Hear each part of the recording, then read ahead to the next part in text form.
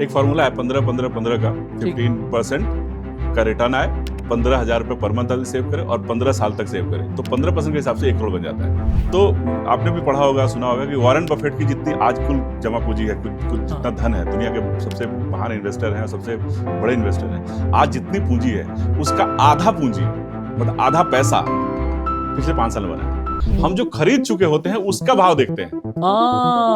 मतलब हमें ये देखना चाहिए कि मार्केट गिरे और सस्ते में हमें ज्यादा माल मिल जाए। एग्जैक्टली। घर एक पर्सनल डिसीजन है, इमोशनल डिसीजन भी है, इकोनॉमिकली हो सकता है वो बहुत वाइज डिसीजन नहीं हो, बट एक घर होना चाहिए, वो आपको सेटिस्फेक्शन देता है। आप 20% का रिटर्न बना लें और अगर आपके पास एक घर नहीं है, एक अदद छत नहीं है, देखिए आम आदमी जब पैसे बचाना शुरू करता है ना और उसका पहला इन्वेस्टमेंट अगर माइनस में चला गया ना, अगर उसने SIP किया 7,000 का और 6 महीने के बाद 42,000 का अगर 41 हो गया ना, तो उसको लगता है यार मैंने गलत डिसीजन ले लिया और वो निकल के चला जाता है।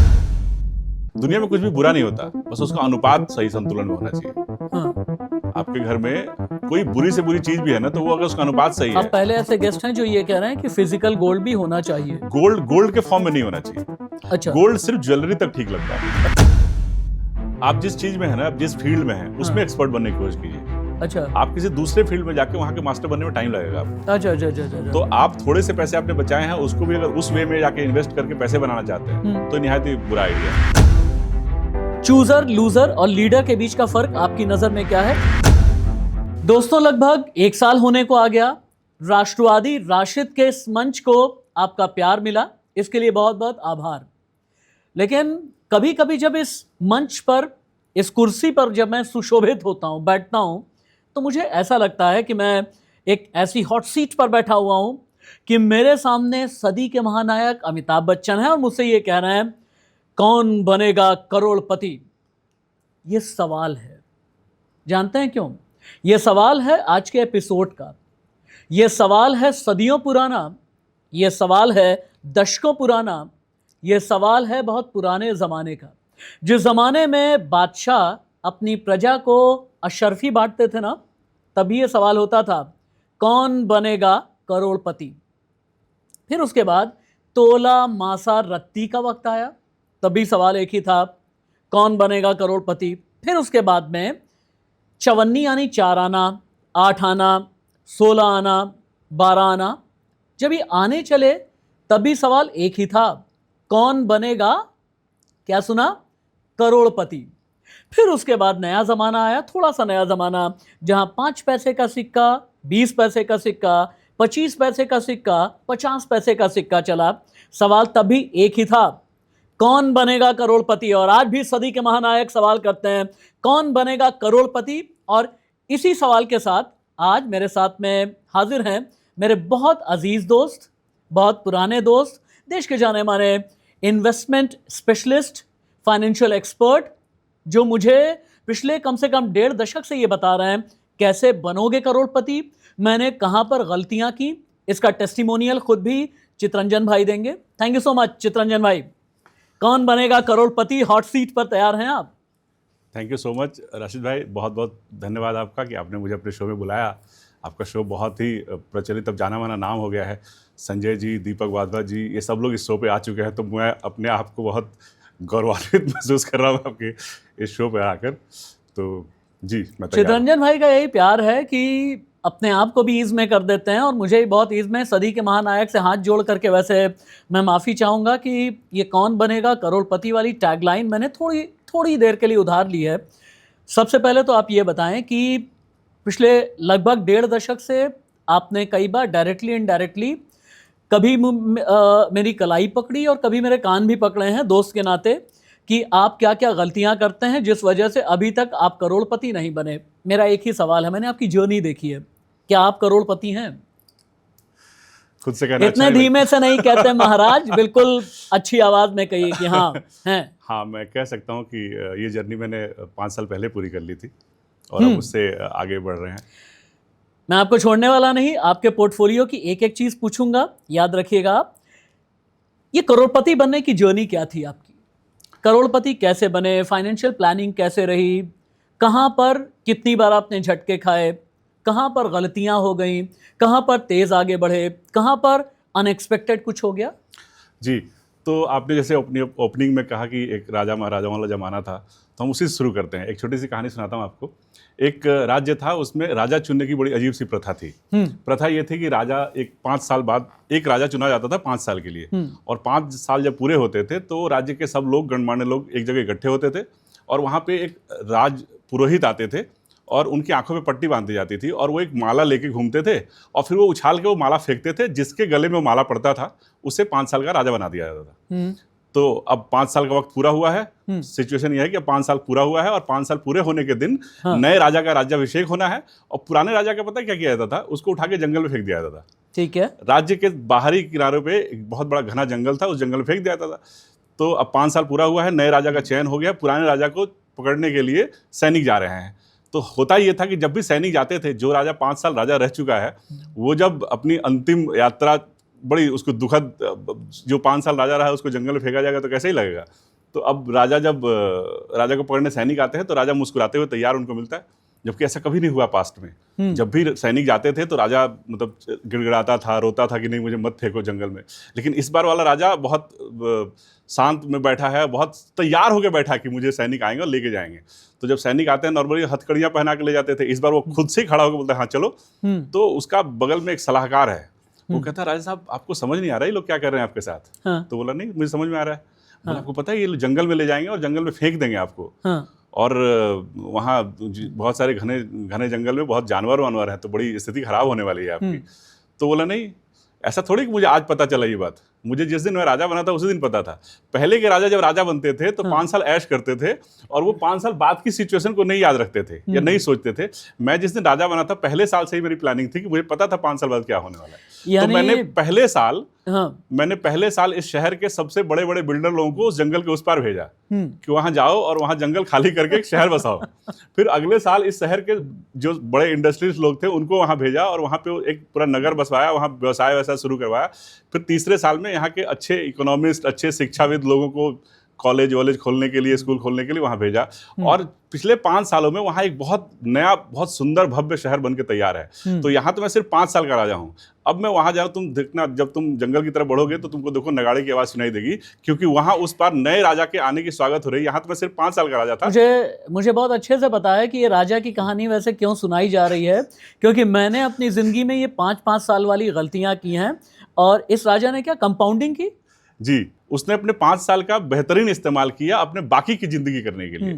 तो अगर हम लोग भी शुरुआत के 5 साल को अच्छे से यूज करें ना, तो हम पूरी जिंदगी फ्री हो सकते हैं, पूरी जिंदगी के लिए राजा रह सकते हैं। अच्छा, अब ये तो मैं समझ गया कि आप 5 साल की प्लानिंग की भी बात कर रहे हैं। आगे चल के मैं आपसे ये फाइनेंशियल प्लानिंग को भी बहुत अच्छे से समझूंगा और आसान भाषा में समझूंगा। बिहार कब आए? मैं कुछ छोटे छोटे सवाल कर रहा हूँ। बिहार से आप दिल्ली कब आए, किस साल में? 99 दिसंबर का महीना था, 1999, यानी लगभग 26 साल पहले, 25 साल पहले मैं मान करके चलो, 25 साल पहले या 25.5 साल पहले आप दिल्ली में आए। क्या लेके आए थे?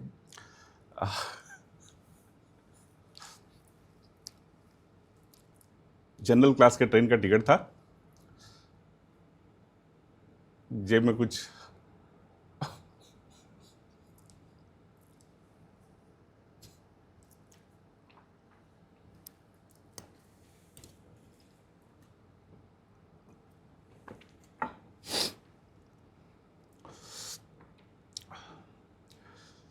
जनरल क्लास के ट्रेन का टिकट था, जेब में कुछ 300 या 400 रुपए रहे। सॉरी। हम समझ सकते हैं, कोई बात नहीं। आप अपने आप को, चितरंजन भाई, आपकी जर्नी मैंने देखी है, मैं जानता हूँ, और आप बहुत बार बहुत जज्बाती हो जाते हैं, इसको भी मैं बहुत अच्छे से समझता हूँ। और पानी आपके लिए मंगा दूँ? टिश्यू दीजिएगा। जी, टिश्यू दे दीजिए, चितरंजन जी को दे दीजिए, कोई बात नहीं है। आप आराम से, सबसे पहले पूरी तरह से आप रिलैक्स हो जाएं।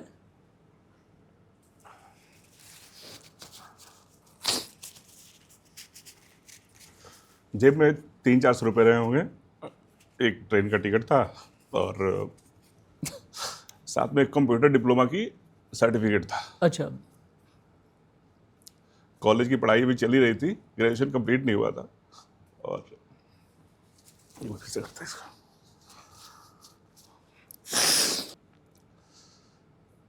जेब में ट्रेन का टिकट था, 300-400 रुपये रहे होंगे, और साथ में कंप्यूटर डिप्लोमा की डिग्री थी, वही लेके आया था। उसके पहले मैं कलकत्ता रहता था, बिहार से मैं अपनी पढ़ाई के लिए कलकत्ता गया था। अच्छा। और वही मैंने कंप्यूटर का डिप्लोमा किया था, और वही मैंने कंप्यूटर का डिप्लोमा किया था, और मेरी ग्रेजुएशन भी चल रही थी, और मैं दिल्ली चला आया। मैं यहाँ आया तो मैंने देखा कि यहाँ शहर में लोग, पैसे की वैल्यू यहाँ ज़्यादा थी। मैं जिस शहर में रहता था कलकत्ता में, वहाँ वो बहुत कल्चरल सिटी है, वहाँ पैसे के पीछे कोई नहीं भागता, बहुत शांत और स्लो शहर है, और बड़ा लोग सेटिस्फाई रहते हैं। लेकिन जब मैं दिल्ली आया तो मैंने यहाँ अंतर देखा, यहाँ करियर को लेके बहुत लोग संजीदा थे, और लोग पैसे कमाने को लेके बहुत सीरियस थे। अच्छा।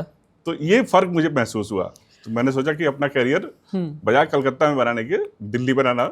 1999 में आए, और आने की जर्नी में बहुत ज़्यादा आपके दिल को कुरेदूंगा नहीं, लेकिन उसके बाद दिल्ली में आने के बाद में जब एक कंप्यूटर डिप्लोमा आप लेकर के आए थे, तो दिल्ली जैसे शहर में, राजधानी में आकर के क्या डर भी लगा होगा, ये भी लगा होगा कि भाई पैसे तो बहुत दूर की बात है, आपको लगा होगा सर्वाइव कर जाऊं, इतना ही बहुत बड़ी बात है, यहाँ पर अपनी दिनचर्या के लिए, अपने जीवन यापन के लिए, अपने खर्च के कुछ पैसे निकाल लूँ, थोड़े से घर पर भेज दूँ, शायद इतना काफ़ी होगा, है ना? जी बिल्कुल बिल्कुल। अच्छा। जब मैंने रिज्यूम बनाने के लिए कोशिश की, मतलब रिज्यूम बना रहा था मैं अपनी, तो मैंने उसमें एक एक्सपेक्टेड सैलरी का कॉलम होता है। आप जब अपने रिज्यूम बनाते, पहले बनता था, तो आजकल पता नहीं होता कि नहीं होता है, उसमें एक्सपेक्टेड सैलरी लिखा होता है। तो मैं हिम्मत करके उसमें 3000 लिखने वाला था। तो मेरे कज़न ने कहा, जिनके घर में रुका था, मेरे बड़े भैया हैं, तो उन्होंने मुझे बताया कि इसमें 10,000 डालो।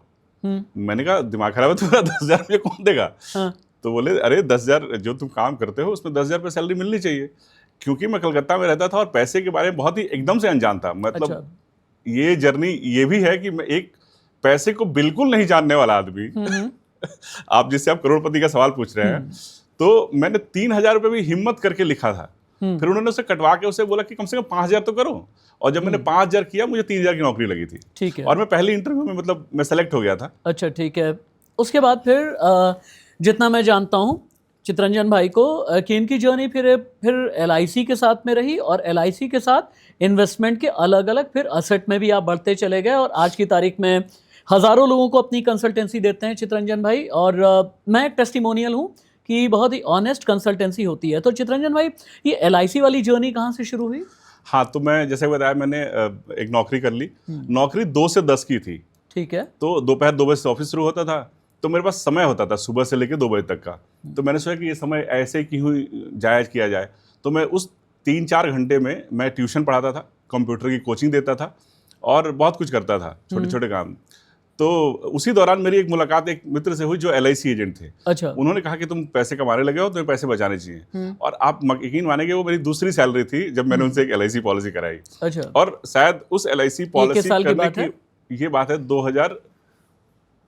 2000 की, सन 2000 की, फरवरी 2000 की जी। और मैं उसका प्रीमियम जमा करने LIC ऑफिस जाता था। जब बार बार जाना होता था, क्योंकि वो जो LIC एजेंट थे, दुनिया तब डिजिटल थी भी नहीं। हाँ, डिजिटल नहीं थी। और वो जो LIC एजेंट थे, तब वो LIC एजेंट रहे नहीं थे। वो साल में 12 पॉलिसी करना होता है, और वो शायद मैं 12वां ही रहा हूँगा। तो उस साल तो उनकी एजेंसी चल गई थी, उसके बाद शायद वो नहीं चल पाई, तो वो एजेंट रहे नहीं। तो मुझे अपना प्रीमियम जमा करने LIC ऑफिस जाना पड़ता था। तो जब अपनी कहानी आपकी यहीं पर रोकूंगा, इसके आगे की कहानी मैं थोड़ा सा इन्वेस्टमेंट टिप्स के साथ में लेकर के चलता हूँ। हर कोई ये शुरुआत करता है कि सबसे पहले बता दीजिए कि भाई सोना खरीदें, चांदी खरीदें, घर खरीद लें, या क्या कर लें।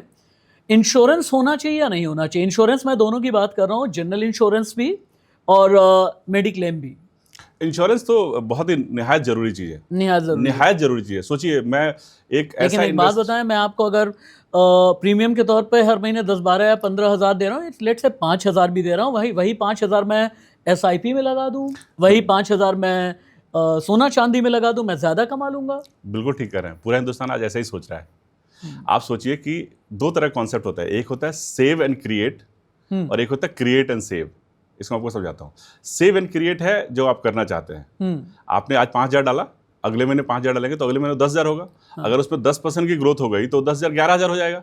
मतलब वैसे तो एक महीने में 10% ग्रोथ होनी संभव नहीं है।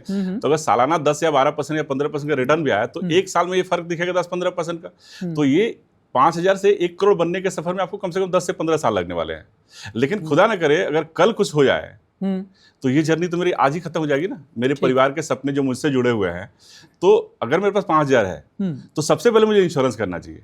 अच्छा, उसके बाद इन्वेस्टमेंट करते। यानी इंश्योरेंस जो है, आप थोड़ा सा इनवर्स फॉर्म में सोचते हैं कि अगर मेरे पास में 5,000 है तो सबसे पहले इंश्योरेंस करें। हालांकि कई ऐसे इन्वेस्टमेंट एक्सपर्ट होते हैं जो ये कहते हैं कि अगर आपके पास में 5,000 है सबसे पहले SIP कर दो। बिल्कुल सही कहता है। हर आदमी का जीने का एक अलग नजरिया होता है, सोचने का एक अलग नजरिया होता है। अच्छा। और जीने का अपना अपना तरीका होता है। मैं थोड़ा सेफ्टी फर्स्ट को लेकर चलता हूँ। ठीक है। मैं ये मानता हूँ कि अगर मैं जिंदा रहा तो शायद 15-20 साल में खराब भी इन्वेस्टर रहा ना तो 2-4-10-20 करोड़ बना लूंगा।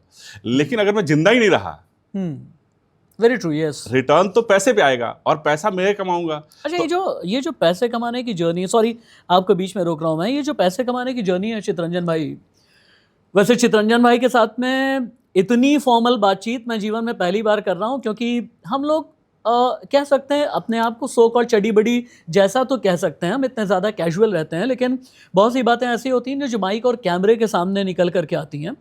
तो एक बार आप ये बताएं कि जब ये होता है ना, LIC एजेंट को बहुत बार या फिर इंश्योरेंस एजेंट को बहुत बार शक की नज़र से देखा जाता है। जब शक की नज़र से देखते हैं, सामने वाला जो क्लाइंट होता है उसके कई सवाल होते हैं, मेरा पैसा पता नहीं डुबो ना दे, मेरा पैसा ठीक जगह लगवा रहा है या नहीं लगवा रहा है, अपने थोड़े से कमीशन के लिए मुझे मिसगाइड तो नहीं कर देगा। हालांकि आपने कभी नहीं किया है, मुझे, मैं बार बार इसका टेस्टिमोनियल दे रहा हूँ, लेकिन क्या ऐसी नज़रों ने कभी बहुत ज़्यादा परेशान किया? जी, ऐसी धारणा है, ऐसी आम धारणा है कि LIC एजेंट अपने कमीशन के लिए आपका नुकसान नहीं, मैं करते बस ये जानना चाहता हूँ कि ऐसी जो नज़रें होती हैं, ऐसे जो सवाल होते हैं, कभी मन में एक गिल्ट फीलिंग लेकर के आते हैं क्या? बिल्कुल ऐसा। मैं आपको बताऊं कि मेरे इस करियर में आने का सबसे बड़ा रीजन यही टॉपिक था। तो जब मैं नौकरी करता था और साथ में LIC एजेंट का काम करता था, तो मैंने 2-3 साल करके देखा कि इस काम को हर आदमी पार्ट टाइम ही करता है। कोई टीचर है, LIC एजेंट का काम करता है, कोई प्लम्बर है, LIC एजेंट काम करता है, कोई अकाउंटेंट है, LIC एजेंट काम करता है, कोई कुछ भी कर रहा है साथ में LIC एजेंट का काम करता है। LIC को बहुत नोबेल प्रोफेशन माना जाता है, लेकिन वहां पे बहुत इंटेलेक्चुअल लोग नहीं है।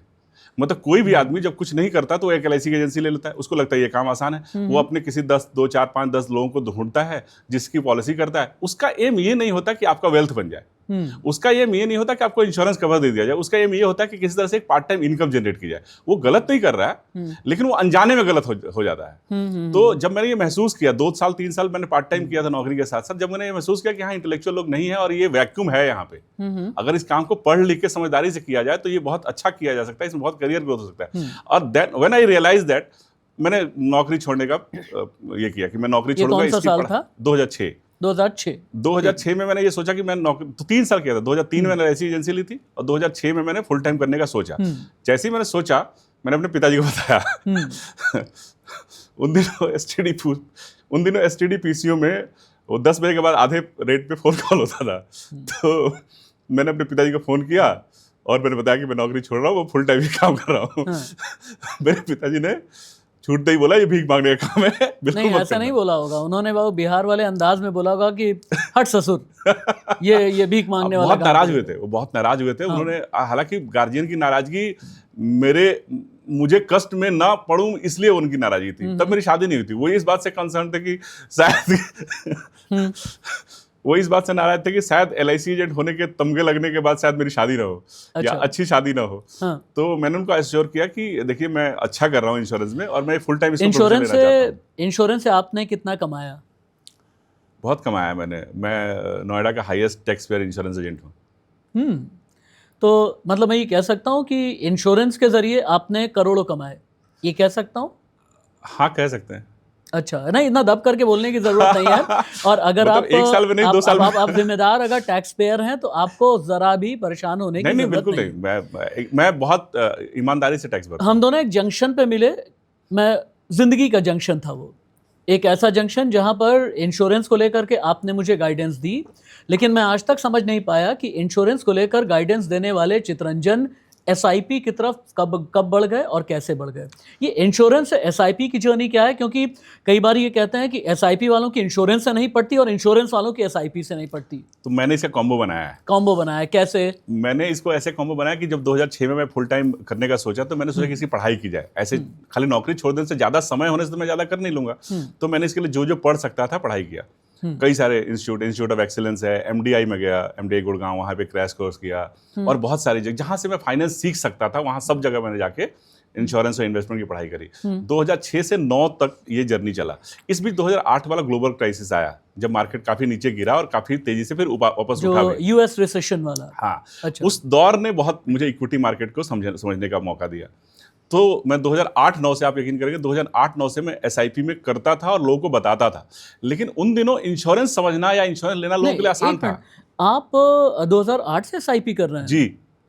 तो मतलब मैंने शुरू में गलती की, सिर्फ करोड़पति नहीं, मुझे शायद ये पूछना चाहिए कि अरबपति बनने की तरफ है या नहीं। मैं बता रहा हूँ आपको कि 2008-9 में इंश्योरेंस बेचना आसान था। हाँ। और एसआईपी बेचना मुश्किल था। लोगों को शेयर बाजार लगता था। हाँ। शेयर बाजार एक जुआ लगता था। लोग कहते थे यहाँ तो पैसा डूब जाएगा, यहाँ ये तो लॉटरी है, ये तो सट्टा है, वगैरह वगैरह वगैरह। आज बिल्कुल उल्टा है। आज इंश्योरेंस बेचना मुश्किल है और इन्वेस्टमेंट बेचना आसान है। तो समय चक्र की तरह घूमता है और ये पहिया ये। और वैसे भी मैं कहता हूँ कि दुनिया जब एक तरफ भाग रही हो ना, तो आपको बचना चाहिए उस जगह से। अगर मेरी सैलरी 20,000 रुपए है तो इसमें से मैं कितना इंश्योरेंस में डालूं, कितना मेडिक्लेम में डालूं और कितना एसआईपी में डालूं? अपनी लाइबिलिटी को देखते हुए आप अपनी सालाना इनकम का एक आइडियल थंब रूल है कि 5 से 10 गुना, बताओ अफोर्ड कर सकते हैं 10 गुना, अगर नहीं अफोर्ड कर सकते तो कम से कम 5 गुना सालाना इनकम का 5 गुना इंश्योरेंस होना चाहिए। अच्छा, ठीक है। लाइफ इंश्योरेंस, ठीक है। एक health insurance, it's depend on your कि आप किस सिटी में रहते हैं। इन केस अगर 2.5 लाख रुपए, फर्ज कीजिए कि 2.5 लाख रुपए मेरी सालाना इनकम है, तो इसमें से मैं कितना एसआईपी में डालूं, कितना मैं इंश्योरेंस में डालूं? अगर 2.5 लाख रुपए इनकम है तो इंश्योरेंस कितने का कराना चाहिए? अगर सालाना इनकम 2.5 लाख है तो आपको इंश्योरेंस मतलब 10 से लेकर 25 लाख तक के बीच होना चाहिए कम से कम। 2.5 लाख कमाने वाला आदमी साल का मतलब महीने का 20,000 कमा रहा है, तो वो बहुत ज़्यादा तो नहीं निकाल सकता है। तो वो अगर महीने का प्रीमियम कितना होना चाहिए? महीने के 1,000 रुपये निकाल ले, 1,000 रुपये निकाले, ठीक है। तो ये 5% हुआ। ठीक है, 5% पैसा वो अपने इंश्योरेंस के लिए डाले। ठीक है, मैं समझ गया। एसआईपी में कितना निकाले? लगभग 10% और 10% और कितना अमाउंट बताइए? 2,000 रुपये। 2,000 रुपये। और अगर वो 2,000 रुपये फर्ज कीजिए 25 साल की उम्र में निकालना शुरू करता है एसआईपी में, 40 वर्ष की उम्र तक वो कितना बना लेगा? अगर वो स्टेप अप नहीं करता है तो 2,000 रुपये पर मंथ अगर सेव करता है और 15 साल तक सेव करता है, हाँ, तो वो लगभग 10 लाख रुपये बना पाएगा। 10 लाख रुपए 12-12.5% के रिटर्न से लगभग 10 लाख रुपये बन जाएगा। ठीक है। करोड़पति बनने का फॉर्मूला फिर क्या होना चाहिए? अगर वो ये ख्वाब देखे कि भाई ऑब्वियस है कि 20,000 वाले की सैलरी 25 भी होगी, 40 भी होगी, 50 भी होगी, वो थोड़ा सा स्टेप अप भी करेगा। करोड़पति बनने का एसआईपी का फॉर्मूला क्या है? देखिए, 20,000 कमाने वाला आदमी अगर ये सोचता है कि मेरे पास 1 करोड़ रुपए होंगे बैंक में, तो वो थोड़ा ज़्यादा सोच रहा है। ठीक है। उसको अपनी एक्टिव इनकम बढ़ानी चाहिए। अच्छा। उसको अपने इन्वेस्टमेंट से 1 करोड़ बनाने की बजाय अपनी इनकम को 20 से 40 करने की सोचनी चाहिए। ठीक है। क्योंकि आपका जितना धन होगा उसमें से ही तो खर्च करेंगे। चलिए, इनकम अगर 40 से 50 हो गई तो पहला जो आज का यूथ जो गलत क्या कर रहा है, 25 साल 30 साल का जो युवा है, वो ये सोचता है कि सबसे अच्छा रिटर्न देने वाला इन्वेस्टमेंट ऑप्शन क्या है, जहां मैं पैसा डालूं और 15% की जगह 20% या 25% बन जाए। उसका सेविंग करने के लिए है ही 10,000 रुपए। आप सोचिए 10,000 रुपए पे अगर 10% रिटर्न आया तो कितना आएगा? 1,000 रुपए। ठीक है। 10,000 रुपए पे अगर 20% रिटर्न आया तो आएगा कितना? 2,000 रुपए। तो अंतर कितने का आएगा? सिर्फ 1,000 रुपए। 1,000 रुपए का। वो अच्छे से अच्छे इन्वेस्टमेंट में भी डाल देगा तो अंतर सिर्फ 1,000 का बनाएगा। तो उसको 2,000 की जगह 10,000 की जगह इन्वेस्टमेंट अमाउंट बढ़ाना होगा। ठीक है। और वो अमाउंट तभी बढ़ेगा जब उसकी एक्टिव इनकम बढ़ेगी। कितना बढ़ जाए? तो उसको अपनी एक्टिव इनकम बढ़ाने पे जोर देना है। ठीक है। तो आज का युवा क्या कर रहा है, वो कम पैसे से ज्यादा पैसा बनाने की कोशिश कर रहा है, बजाय कि उसको अपने अगर मैं 15 साल तक हर महीने 15,000 एसआईपी में देता हूं तो कितने बनेंगे? एक फॉर्मूला है 15-15-15 का। 15% का रिटर्न आए, 15,000 रुपए पर मंथ आदमी सेव करे और 15 साल तक सेव करे, तो 15% के हिसाब से 1 करोड़ बन जाता है। हाँ, यानी मैं आज की तारीख में अगर मैं, चलिए ठीक है, मैं अपनी उम्र हम दोनों की नहीं बताते। एक और इंटरेस्टिंग बात बताता हूँ आपको। हाँ। उस 15,000 रुपए को अगर 15 साल तक डाले और 15% रिटर्न आए तो 1 करोड़ बनता है। ठीक है। अभी उसके आगे की कहानी सुनिए। अगले 5 साल में, 20वें साल वो 2 करोड़ बन जाता है और उसके अगले 5 साल में, 25वें साल में वो 4 करोड़ बन जाता है। This is power of compounding. अच्छा, ये आसान शब्दों में समझाइए, कंपाउंडिंग क्या है? मुझे समझाएं कि एसआईपी कंपाउंडिंग के लिहाज से इतना अच्छा क्यों है, बाकी और इंस्ट्रूमेंट इसके मुकाबले कहीं पर ठहर क्यों नहीं पाते? कंपाउंडिंग है क्या? कंपाउंडिंग क्या है? सही, अच्छा सवाल है। ये पूरे देश को जानना चाहिए। हमारे देश में अधिकांश लोग किसान, मतलब गांव में भी रहते हैं, तो खेती से लोग अब रिलेट करते होंगे। खेती, किसान लोग जब फसल उगाते हैं तो मान लीजिए अगर 100 बोरी गेहूं हुआ, तो उसमें से 2 बोरी गेहूं वो अपने भूसे के ढेर के अंदर दबा के रख देते हैं अगले सीजन के लिए। और इस साल सारे बाकी गेहूं मतलब या तो खर्च कर दिया, खा लिया या बेच दिया। अगले साल जब गेहूं का सीजन आता है, आप उस 2 बोरी गेहूं को निकाल के कितने दिन खा सकते हैं? ज्यादा से ज्यादा 2 महीने, 1 महीने। लेकिन अगर उस 2 बोरी गेहूं को अगर खेत में बो दें और उस बोने से आपको फिर से 100 बोरी गेहूं आ जाएगा, तो ये जो 2 बोरी गेहूं रखा आपने, ये थी आपकी बचत। ठीक है। और उस 2 बोरी गेहूं को अपने खेत में बोया कंपाउंडिंग, और उससे 100 गुना, ये हुआ इन्वेस्टमेंट। ओके, ठीक है। अब इसको मल्टीप्लाई करिए, अगर वो 100 बोरी गेहूं को भी बो देता, हालांकि उसका खेत लिमिटेड होगा इसलिए वो नहीं कर सकता, लेकिन हमारे पास खेत नहीं है, हमारे पास समय है। हमारे लिए खेत का काम समय करता है। तो अगर मेरे पास समय है, अगर मैंने बताया कि 15 साल में 1 करोड़ होता है और वो पूरे 1 करोड़ को निकालने की बजाय, खर्च करने की बजाय मैं फिर से 5 साल और इन्वेस्टेड रहा। क्रिकेट देखते हैं? बिल्कुल देखता हूँ। महेंद्र सिंह धोनी सभी के चहेते, सभी के सुपरस्टार, वो ऑस्ट्रेलिया के एक बल्लेबाज हुआ करते थे, माइकल बेवन, याद है आपको? याद है। महेंद्र सिंह धोनी, युवराज सिंह, इन सब में क्या कॉमन था, कुछ याद है आपको? ये ग्रेट फिनिशर थे, करेक्ट। और फिनिशर कहाँ पर खेलता है? स्लॉग ओवर्स में, है ना? 6 नंबर 7 नंबर पे 6 नंबर 7 नंबर, और जब 40 ओवर के बाद वाला वो जब प्रेशर आता है तो उसे वो खेलता है। क्या SIP स्लॉग ओवर का गेम है, यानी शुरू के 30 ओवर 40 ओवर अगर वनडे क्रिकेट में जैसे इंतजार करते हैं और उसके बाद फिर शुरू होती है असली बल्लेबाजी? जी बिल्कुल ठीक कहा आपने। SIP वैसे ही है। SIP शुरू में द्रविड़ की तरह खेलता है, राहुल द्रविड़ की तरह खेलता है। मतलब वो स्ट्राइक रोटेट करना है सिर्फ। आपने देखो, जो हमने 1 करोड़ की जर्नी बनाई ना, पहले 5 साल में कुछ नहीं बनता है। पहले 5 साल में अगर 15,000 के हिसाब से निवेश करते हैं तो आपका 9 लाख रुपए मुश्किल से 12 या 14 लाख रुपए होता है। और अगले 10 साल में वो 12-14 लाख रुपए बढ़ के 30-35-40 लाख हो जाता है। और अगले 5 साल में वो 40 लाख रुपए 1 करोड़ हो जाता है। और अगले 5 साल में वो 1 करोड़ 2 करोड़ हो जाता है। तो आपने भी पढ़ा होगा, सुना होगा कि वॉरेन बफेट की जितनी आज कुल जमा पूंजी है, कुछ जितना धन है, दुनिया के सबसे महान इन्वेस्टर हैं, सबसे बड़े इन्वेस्टर हैं, आज जितनी पूंजी है उसका आधा पूंजी, मतलब आधा पैसा पिछले 5 साल में बना है। चितरंजन भाई, अभी तक की बातचीत में चूंकि वॉरेन बफे का भी आपने नाम लिया, हो सकता है बड़ी बड़ी किताबों की भी हम बात करें, बहुत बड़े बड़े सेमिनार सिंपोजियम की भी हम बात करें, लेकिन मुझे एक चीज़ आज तक नहीं मिल पाई, वो ये है कि SIP की कॉमन गलतियां क्या होती हैं। What exactly are the common mistakes जो SIP करने वाले करते हैं? ये तो मैंने सुना है कि पेशेंस नहीं होता, दूसरा मैंने ये सुना है कि लंबे समय तक बल्लेबाजी के लिए टिक नहीं पाते हैं, क्योंकि जैसा आपने कहा कि शुरू में आपको राहुल द्रविड़ बनना पड़ता है और मैच फिनिशर जब बनने पर आप आते हैं तो आपको महेंद्र सिंह धोनी भी बनना पड़ता है। कौन कौन सी गलतियां हैं जो SIP में हो जाती हैं और आपको करोड़पति बनने से रोक देती हैं? और इतनी तंज वाली नजर से मुझे देखने की जरूरत बिल्कुल नहीं है। हाँ। नहीं, एक छोटी सी कहानी मुझे फिर याद आई। मेरी नहीं, अगर आप मुझे समय देंगे तो मैं इसको सुनाऊंगा। और तो मैं आपको एक छोटी सी कहानी बताता हूँ, आप इससे रिलेट करेंगे SIP वालों के, इन्वेस्टर लोगों के मन की बात। तो एक गांव था, गांव के बगल में एक नदी थी और नदी के उस पर एक जंगल था। जंगल में बहुत सारे बंदर रहते थे। वो बंदर गर्मियों के दिन में नदी पार करके इस तरफ आते थे और आम के बगीचों से आम तोड़ते थे, खाते थे। गांव वाले पहले तो छोड़ दिया करते थे, लेकिन अब गांव के लोग थोड़े जागरूक हो गए थे, तो उन्होंने उनको पत्थरों से सामना किया, पत्थरों से उनका स्वागत किया। तो इस बार बंदर जब वापस पहुंचे तो उन्होंने मीटिंग बुलाई। बोला, यार ये कैसे चलेगा, हमारे पूर्वज पिटते रहे हैं, अब हम भी पिटते रहेंगे, हमारे बच्चे भी पिटेंगे, तो हमें कुछ ऐसा करना पड़ेगा कि गाँव वाले हमें मारे नहीं। तो एक बूढ़ा बंदर बोला, देखो गांव में वो पेड़ चूंकि गांव का किसान लोगों का है, तो वो तो जब भी हम तोड़ेंगे तो मारेंगे ही, तो इसका कोई समाधान नहीं है। तो एक नौजवान बंदर खड़ा हुआ, बोला, नहीं, एक समाधान हो सकता है, क्यों ना हम अपने जंगल में आम का पेड़ उगाएं। पेड़ हमारा होगा तो कोई मारेगा नहीं। तो सबको आइडिया बहुत पसंद आया, लेकिन सवाल ये था कि अब वो बिल्ली के गले में घंटी कौन बांधे, मतलब ये आम का पेड़ लगाएगा कौन। तो उसमें से एक समझदार आदमी ने एक नए युवक की तरफ इशारा किया, बोला, ये बाहर से पढ़ के आया है, ये बताएगा कि कैसे हम आम का पेड़ लगा सकते हैं। तो उसने थोड़ा रिसर्च करना शुरू किया, उसने थोड़ा गूगल किया, थोड़ा पढ़ाई करी। तो उसने कहा, मैंने पढ़ लिया है, सब कुछ मुझे पता चल गया है और मुझे पता है आम का पेड़ कैसे लगाते हैं। बोला, कैसे लगाते हैं? बोला, गुठली होनी चाहिए, उपजाऊ जमीन होनी चाहिए, उसमें खाद और पानी डालना है और उसके बाद आम का पेड़ आएगा और उस पर आम बढ़िया आम फलेगा और फिर हम उसको एंजॉय कर पाएंगे। तो उन्होंने कहा, ठीक है, तो करते हैं, शुरू एग्जीक्यूट करते हैं। तो सबने देखा गुठलियाँ, तो सब खा के फेंका ही था, सबने गुठलियाँ बटोरी और सब उन्होंने कहा कि 6-6 फीट की डिस्टेंस पे सब लोग जाओ और मार्क बनाओ एक और एक फीट का गड्ढा खोदो। सबने एक फीट का गड्ढा खोदा, उसमें गुठली डाली और उसमें मिट्टी डाली, फिर उसके बाद खाद डाला, फिर नदी से पानी मुँह में भर के लाया, उसमें पानी छिड़का और बोला कि अब यहाँ आम आएगा, पेड़ आएगा। सब उस दिन चूंकि सब थक गए थे तो सब वापस चले गए।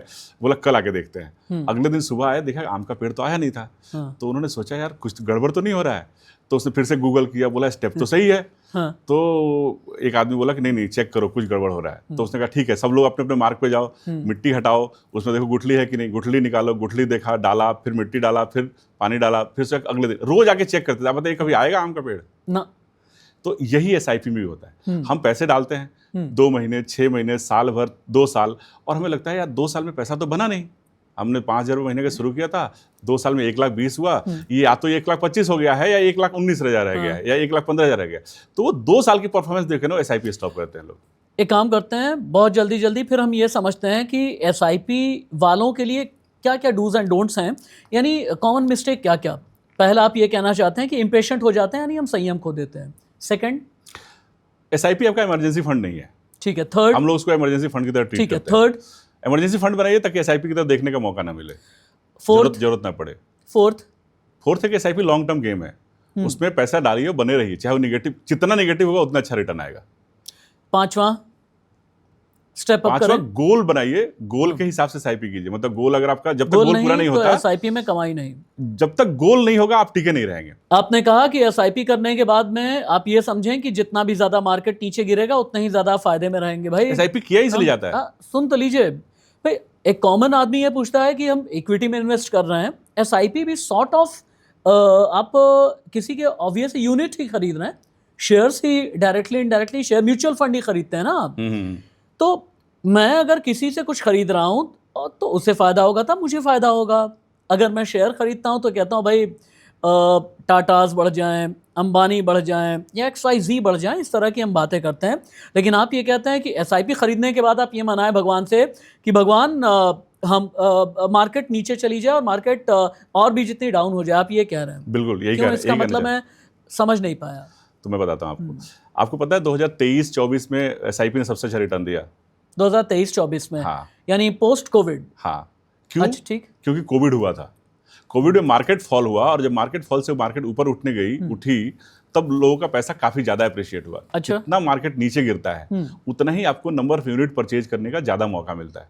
एसआईपी क्या है? यानी मार्केट से आप सस्ते में माल उठा लेते हैं। एसआईपी देखिए, थोड़ा सा 2 मिनट दीजिए, मैं एक्सप्लेन करता हूँ।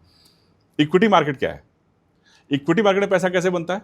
आप सस्ते में खरीदें और महंगे में बेचें। और इक्विटी मार्केट का पूरी दुनिया में पैसा ऐसे ही बनता है। हाँ। व्यापारी लोग भी यही करते हैं। सामान जितने में खरीदा, बेचने की कीमत और खरीदने की कीमत में जो गैप होगा उससे पैसा बनेगा। हाँ।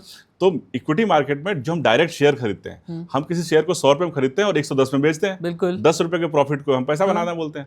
म्यूचुअल फंड में भी ऐसे ही होता है। म्यूचुअल फंड में आप जो पैसे देते हैं, उस पैसे को फंड मैनेजर डिफरेंट कंपनियों के शेयर्स खरीदता है। तो जब शेयर के भाव ऊपर होंगे तो उसको अच्छी डील मिलेगी, या शेयर के भाव नीचे होंगे तब अच्छी डील मिलेगी उसको? जब शेयर के भाव नीचे होंगे। नीचे कब होगा? जब मार्केट गिरेगा। जी। तो जब मार्केट, एसआईपी का मतलब क्या हुआ कि सिस्टमेटिक इन्वेस्ट कर रहा हूं मैं। हाँ। मैं एक साथ पूरा पैसा नहीं डाल रहा हूं, मैं हर महीने थोड़ा थोड़ा पैसा डालूंगा। तो लेट्स सपोज आप हर महीने कोई चीज खरीदारी कर रहे हैं, हाँ। तो उस चीज का भाव गिरेगा तो आपको अच्छी खुशी होगी, या भाव चढ़ रहा होगा तब अच्छा लगेगा? जब गिरेगा ऑब्वियस है। खरीदने के ध्येय से देख रहे हैं तब। लेकिन हम देखते हैं दूसरे ध्येय से, हम जो खरीद चुके होते हैं उसका भाव देखते हैं। मतलब हमें ये देखना चाहिए कि मार्केट गिरे और सस्ते में हमें ज्यादा माल मिल जाए। एग्जैक्टली। तो हमने अगर 10-10 हजार की एसआईपी करी है और 3 महीने हुए हैं, तो हमने 30,000 रुपए की वैल्यू देख रहे हैं कि 30,000 की वैल्यू 32,000। एसआईपी वालों खबरदार, आज से दुआ करना शुरू कर दो कि जैसे ही एसआईपी लें, मैंने भी ली है, तो ये प्रार्थना करना शुरू कर दो कि मार्केट कम से कम अगले 5 साल तक 2-4-5 क्रैश आ जाए। आप ये मना रहे हैं? होता ही है, आप नहीं चाहेंगे तब भी आएगा। यानी कभी कोविड आएगा, कभी रिसेशन आएगा, कभी कहीं पर जंग हो जाएगी, कभी इस तरह के हालात बन जाएंगे। ये एसडब्ल्यूपी क्या भला है? एसआईपी से पैसे इकट्ठा करके रिटायरमेंट प्लान है, या एसडब्ल्यूपी में जवानी में भी कर सकता हूँ? बिल्कुल। तो हालांकि हम आप जवान ही हैं। एसडब्ल्यूपी, जब आप एसआईपी पैसा डालते हैं तो किस लिए डालते हैं? किसी गोल को पूरा होने के लिए। हाँ? तो आपका गोल कोई एक ऐसा गोल है जिसमें एक मुश्त पैसा चाहिए, तो आप एक मुश्त पैसा निकालेंगे। आपको अपनी बिटिया की शादी करनी है, बच्चे को पढ़ाना है, तो उसके लिए एक साथ पैसा निकालेंगे। आपने 10-10 हजार करके 1 करोड़ बना लिया। अब 1 करोड़ में आपका मान लीजिए 20 लाख रुपया था और 80 लाख का उसमें प्रॉफिट था। तो जब आप 1 करोड़ में उसको सेल करेंगे तो आपको 80 लाख रुपए पे टैक्स भरना पड़ेगा, कैपिटल गेन टैक्स। ठीक है। तो इस पर्पस के लिए तो आपको चाहिए ही पैसा। भाई बच्चे की पढ़ाई के लिए एक ही बार पैसा चाहिए तो आपको टैक्स भर के लेना ही चाहिए। ठीक है। बिटिया की शादी के लिए भी लेना चाहिए। लेकिन अगर आपको रिटायरमेंट के लिए पैसा चाहिए तो आप एक साथ क्यों पैसा निकालेंगे? आप मत निकालिए, आप हर साल थोड़ा थोड़ा पैसा निकालिए, उतना पैसा निकालिए जितनी जरूरत है। एसडब्ल्यूपी का मतलब क्या होता है? एग्जाम्पल के साथ बहुत जल्दी आप समझा दें। SWP systematic withdrawal plan. SIP मतलब सिस्टमेटिक इन्वेस्टमेंट प्लान। यहाँ इन्वेस्टमेंट है, यहाँ विड्रॉल है। विड्रॉल है। ये विड्रॉल क्या होता है कि मैं मान लीजिए 1 करोड़ बन गया, अब 1 करोड़ पे आपने बताया कि 12% या 15% का रिटर्न आ रहा है, हम मान लेते हैं, हम लोअर साइड थोड़ा सा 12% रखते हैं, तो 12% का मतलब वो हर साल 12 लाख बनेगा, 1 करोड़ पे 12 लाख बनेगा। किसी साल ये 6 लाख भी हो सकता है, किसी साल ये 18 लाख भी हो सकता है, तभी एवरेज 12% आता है। तो अगर मान लीजिए 12% का एवरेज रिटर्न आ रहा है और मैं हर महीने एक निश्चित राशि निकालूं जो 12 लाख से कम हो, टोटल इन टोटल, वो साल का 9 लाख भी हो सकता है, साल का 6 लाख भी हो सकता है, तो साल का 6 लाख निकालना चाहूं तो महीने का 50,000 हुआ, मैं 50,000 निकालूं। मैं साल के 9 लाख निकालना चाहता हूं तो महीने का 75,000 हुआ, तो मैं हर महीने 75,000 निकाल, तो साल में कितना निकला? 9 लाख रुपए। 1 करोड़ पे 12 लाख की ग्रोथ होनी है, उसमें से हम 9 लाख निकाल लिए, तो at the end of the year 1 crore 3 lakh होगा। ऐसे ही ये बढ़ता रहेगा, कैपिटल भी बढ़ रहा है और मेरी इनकम भी बढ़ रही है। यानी एसडब्ल्यूपी की कंपाउंडिंग भी होगी और प्लस मैं इनकम के तौर पर कुछ पैसे निकाल भी। हमने सिर्फ 9 लाख निकाला है, तो 9 लाख से बचे हुए जो यूनिट है वो यूनिट तो ग्रो हो रहे हैं ना। ओके, तो जैसे आपके पास 1 किलो सोना है, आप हर महीने उसमें से 1 ग्राम सोना बेच रहे हैं, तो बाकी जो सोना है बचा हुआ वो उसकी प्राइस बढ़ रही है। और एक हर इन्वेस्टमेंट बैंकर या फिर फाइनेंशियल एक्सपर्ट से एक बड़ा ही दकियानूसी सवाल होता है, घिसा पिटा सवाल होता है, और मैंने भी किया है, मैंने भी ये खता की है। यहाँ पर बहुत बड़े बड़े गेस्ट आए इस मंच पर, जैसा आपने खुद भी जिक्र किया कि संजय जी आए, दीपक वाधवा जी आए, मैंने उनसे ये सवाल किया कि भाई रियल स्टेट में मुझे जाना चाहिए या नहीं, क्या मुझे रियल स्टेट इन्वेस्टमेंट करनी चाहिए नहीं। सभी का एक ही जवाब था कि भाई रियल स्टेट टिकट साइज़ बड़ा है, पहली बात तो ये है, लिक्विडेट नहीं होता है, दूसरी बात ये है, तीसरी बात यह है कि भाई इसकी रजिस्ट्री में भी पैसे देंगे, आप दिल्ली में अगर रह रहे हैं, नोएडा में अगर आप रह रहे हैं तो फिर आप इसमें टीएम में पैसे देंगे, कागज़ों में पैसे देंगे, इस तरह की बहुत बातें हो चुकी हैं। मैं रियल स्टेट को लेकर के इससे अलग आपसे बात करना चाहूँगा। बिहार से लेकर के गाज़ियाबाद, गाज़ियाबाद से लेकर के नोएडा, नोएडा से लेकर के दिल्ली तक, क्या रियल स्टेट में कुछ जमा पूंजी बनाई है? बिल्कुल बनाई है, मैं कहता हूँ सबको बनानी चाहिए, सबको बनानी चाहिए। सारा पैसा एक जगह होना ही नहीं चाहिए। अगर आपने सारा पैसा मैं आना चाहता था, डाइवर्सिफिकेशन इज इंपॉर्टेंट। घर एक पर्सनल डिसीजन है, इमोशनल डिसीजन भी है, इकोनॉमिकली हो सकता है वो बहुत वाइज डिसीजन नहीं हो, बट एक घर होना चाहिए, वो आपको सेटिस्फेक्शन देता है। आप 20% का रिटर्न बना लें, और अगर आपके पास एक घर नहीं है, एक अदर छत नहीं है, मतलब ये तो हो गई रहने वाली छत। अब अगला सवाल ये है कि लोग इन्वेस्टमेंट के पॉइंट ऑफ व्यू से देखते हैं कि प्लॉट ले लें, फ्लैट ले लें। आजकल स्टूडियो अपार्टमेंट का बड़ा दौर चला है, जिस शहर में हम और आप रहते हैं। ये क्या है? ये क्या समझदारी भरा डिसीजन है अगर मेरे पास में एक बड़ा कॉर्पस है तो? जिन्होंने ये कॉन्सेप्ट दिया होगा ना कि प्रॉपर्टी में पैसे बनते हैं, उन्होंने फ्लैट और स्टूडियो अपार्टमेंट के बारे में नहीं बोला था, प्लॉट बोला है, उन्होंने लैंड के बारे में बोला था। अच्छा, लैंड नहीं बना सकते आप, जमीन। आप देखिए हिस्टोरिकली दुनिया में जितनी लड़ाइयाँ हुई हैं जमीन के लिए हुई हैं, चाहे अलेक्जेंडर सिकंदर से लेके और सम्राट अशोक तक, सबने जमीन के लिए लड़ाइयाँ लड़ी। तो सब कोई चाहता है एक्वायर करना, हमें आपको भी करना चाहिए, क्योंकि वो टिकट साइज बड़ा है। तो वेल्थ बनाने के लिए पहले इस टूल का इस्तेमाल करें, SIP जैसे टूल का, और फिर जब एक बड़ा कॉर्पस हो जाए उसमें से एक छोटा सा हिस्से से आप एक लैंड लें। रिटर्न कौन ज़्यादा देता है, ये SIP या फिर लैंड, रियल स्टेट या गोल्ड? रिटर्न किसका पिछले 20 साल में सबसे अच्छा है? पिछले 20 साल में इक्विटी मार्केट, पिछले 20 साल में इक्विटी मार्केट, लेकिन उसके पिछले 20 साल में जाएंगे तो शायद हो सकता है लैंड हो सकता है उसके पिछले 20 साल में जाए तो हो सकता है गोल्ड हो। अलग अलग टाइम फ्रेम में अलग अलग चीजें रिटर्न देती हैं, तो आपको ये ढूंढना है कि अगले 20 साल में कौन रिटर्न देने वाला है।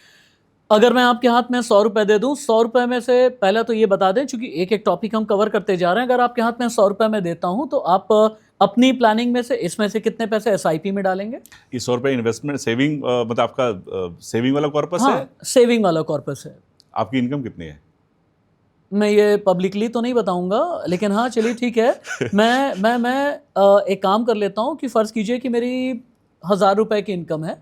नहीं, रियलिस्टिक फिगर लेते हैं, चलिए रियलिस्टिक ले लीजिए।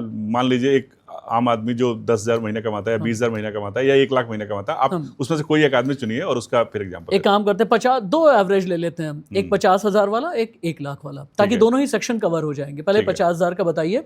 अगर 50,000 रुपए आ रहे हैं मेरी जेब में या सैलरी के तौर पर आ रहा है, तो इसमें से कितना मैं SIP के तौर पर निकालूंगा? देखिए, अगर 50,000 रुपये आप कमा रहे हैं और आप एक मेट्रो सिटी में रहते हैं तो आपके खर्चे ज़्यादा होंगे, तो आप ज़्यादा से ज़्यादा 10 से 15,000 रुपये बचा पाएंगे। 10 से 15,000। लेकिन अगर आप 50,000 रुपया किसी छोटे शहर में रह के कमा रहे हैं, तो हो सकता है आपका वहाँ घर हो और आपके खर्चे कम होंगे, तो वहाँ 20 से 25,000 बचा सकते हैं। Totally subjective.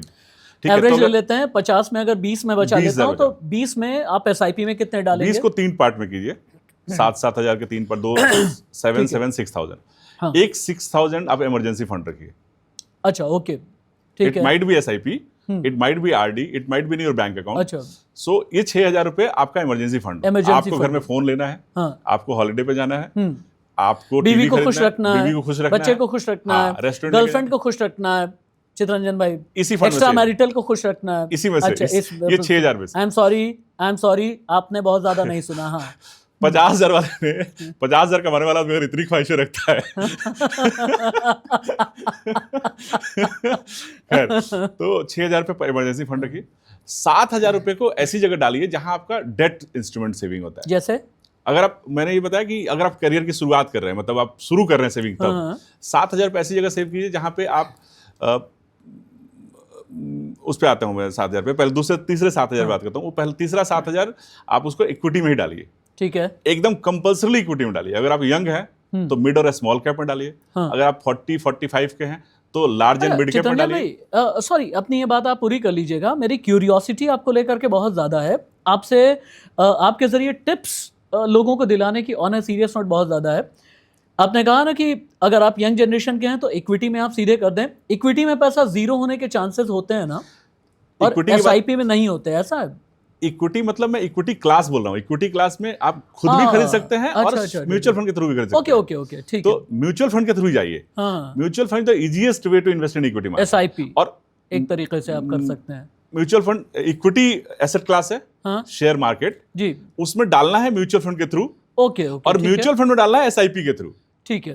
SIP एक माध्यम, एक तरीका है, मतलब हर महीने पैसे डालने को वो SIP बोलते हैं। ठीक है। SIP कोई इंस्ट्रूमेंट नहीं, मतलब कोई ऐसा कोई अलग चीज नहीं है, म्यूचुअल फंड ही है, उसमें हर महीने डालते हैं, उसको SIP बोलते हैं। एक स्ट्रेटजी ये भी तो हो सकती है। अभी जो जैसे आपने बताया कि मार्केट गिरी है, माल सस्ते में मिल रहा है, ज्यादा यूनिट मिल रही है, तो लमसम में ले लूं मैं, अगर मेरे पास में है तो वो ज्यादा अच्छा नहीं रहेगा? हाँ, तो आपका आज लमसम है तो आज अब वेट मत कीजिए कि मार्केट गिरेगा तब डालूंगा, उसको SIP शुरू कर। उसका भी एक और तरीका है, एक STP भी होता है। अगर आप ऐसा इतना एनालाइज कर सकते हैं कि मार्केट गिरेगा तब डालूंगा। मैंने जीवन में STP एक ही सुना है, सीवरेज या sewage treatment plan.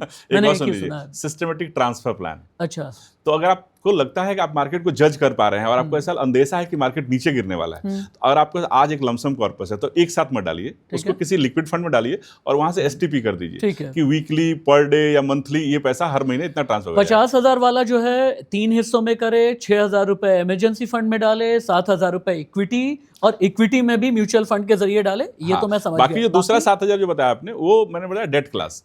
Date class में इंश्योरेंस हो सकता है, अच्छा, उसमें PPF हो सकता है, सुकन्या समृद्धि योजना हो सकती है। ऐसे एसेट क्लास जहां आपको पैसे की, देखिए आम आदमी जब पैसे बचाना शुरू करता है ना, और उसका पहला इन्वेस्टमेंट अगर माइनस में चला गया ना, अगर उसने SIP किया 7,000 का और 6 महीने के बाद 42,000 का अगर 41 हो गया ना, तो उसको लगता है यार मैंने गलत डिसीजन ले लिया, और वो निकल के चला जाता है। 20% वाला रिटर्न देने वाला चीज या 15% रिटर्न वाला देने चीज एकदम से 15 नहीं होता, कभी 30 होता है, कभी -30 होता है, कभी 10 होता है, कभी -10 होता है। तो एवरेज रिटर्न 15% आता है। लोग समझते हैं कि हर साल 15 आएगा।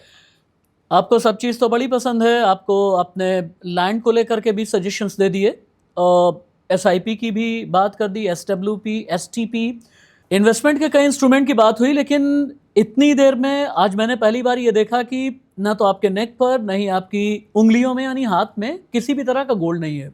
क्या गोल्ड से कोई एलर्जी है, या फिर सोने को आप एक अच्छा इंस्ट्रूमेंट इन्वेस्टमेंट का नहीं मानते?